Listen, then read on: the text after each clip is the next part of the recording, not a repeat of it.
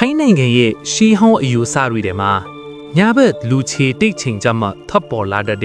တစေတမျိုးရှိပါတယ်။သူတို့ဟာလူတွေကိုလိုက်မကိုက်ပါဘူး။အော်ဟစ်မချောက်ပါဘူး။အစားထိုးအနေနဲ့သူတို့ဟာ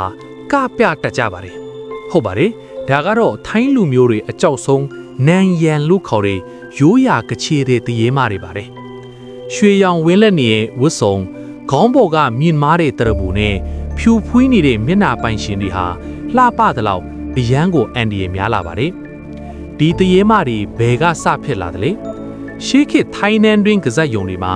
အကပညာဆိုတာပြိုင်ဆိုင်မှုအရန်ပြင်းထန်တဲ့နေပဲတစ်ခုပါ။ပွဲထွက်ခွင့်ရဖို့အတွက်ကချေတဲ့အချင်းချင်းမနာလိုမှုတွေလှုပ်ကြံတက်ထက်မှုတွေရှိခဲ့ပါတယ်။တချို့ကပြိုင်ဘက်ရဲ့ဖန်တက်သေးကိုဖန်ခွေးစာထဲ့တာမျိုးအစိတ်ခတ်တာမျိုးတွေလုပ်ကြပါတယ်။အဆိုးဆုံးကတော့ပြိုင်ဘက်ကိုတက်တီအကမဲ့စင်မြင့် stage အောက်မှာအလောင်းကိုမြုပ်နှံလိုက်တာမျိုးပါပဲဒါမှသူကတိုင်းတေသူရဲ့ဝိညာဉ်ကိုနင်းပြီးကသလိုဖြစ်နေအောင်လုပ်ပါဒါကြောင့်မကျွတ်လွတ်တဲ့ဝိညာဉ်တွေဟာကစဲယုံတွေမှာစွဲကပ်ကြံရခဲပြီးတေဆုံးသွားတာတောင်အကပညာကိုမစွန့်လွတ်နိုင်ပဲဆက်လက်ကခုန်နေကြတာပါနောက်ထပ်အယူတစ်ခုကတော့ခြာရာလို့ခေါ်တဲ့သူတို့စောင်းတဲ့တရဘူးတွေကြောင့်ပါဒီတရဘူးတွေမှာ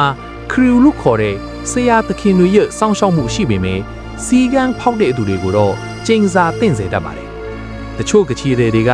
အကကိုအရန်ယူသွက်လွန်လို့ငါတေးရင်တောင်ဒီနေရာကမခွာပါစေနဲ့လို့သစ္စာဆိုခဲ့ကြပြီးတေပြီးနောက်မှာထာဝရကချီတွေဖြစ်လာကြတာပါ။သူတို့ကိုတွေ့ရတဲ့ပုံစံကတော့အမြဲတမ်းဝတ်စုံပြီး full costume နဲ့ပါ။မျက်နှာမှာအဖြူရောင် make-up ထူထူလင်းထားပြီးနှုတ်ခမ်းတွေရဲရဲစိုးထားတတ်ပါတယ်။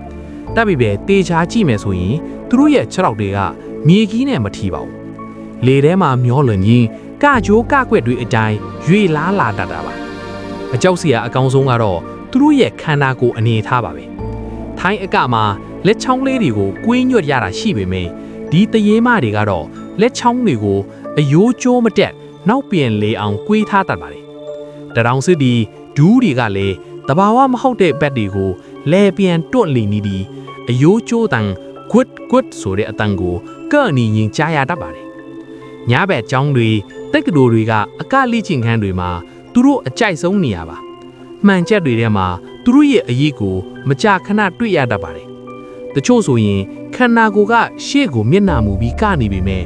ဦးကောင်းကြီးတစ်ခုလုံး180ဒီဂရီနောက်ပြန်လဲပြီးတင့်ကိုစိုက်ကြည့်နေတတ်ပါတယ်။နယ်တွေမှာဆိုရင်လမ်းဘေးကညောင်ပင်ကြီးတွေအောက်မှာတယောက်သေးကနေတာကိုတွေ့ရတတ်ပါတယ်။ကားမီးတောင်ထိုးမိလိုက်တဲ့အခါမျက်လုံးမရှိတဲ့မျက်နှာကြီးနဲ့ပြုံးပြတတ်ပါတယ်။တင်ဟာထိုင်းရိုးရာဂီတသံကိုကြားလို့စူးစမ်းခြင်းစိတ်နဲ့လိုက်ရှာမိမယ်ဆိုရင်တော့တတိထားပါ။တင်ဟာသူတို့ရဲ့ပြိတ္တအသေးဖြတ်သွားနိုင်ပါတယ်။ပြီးတော့သူတို့ရဲ့ဖျော်ဖြေဆွဲပြီးဆုံးတဲ့အထိ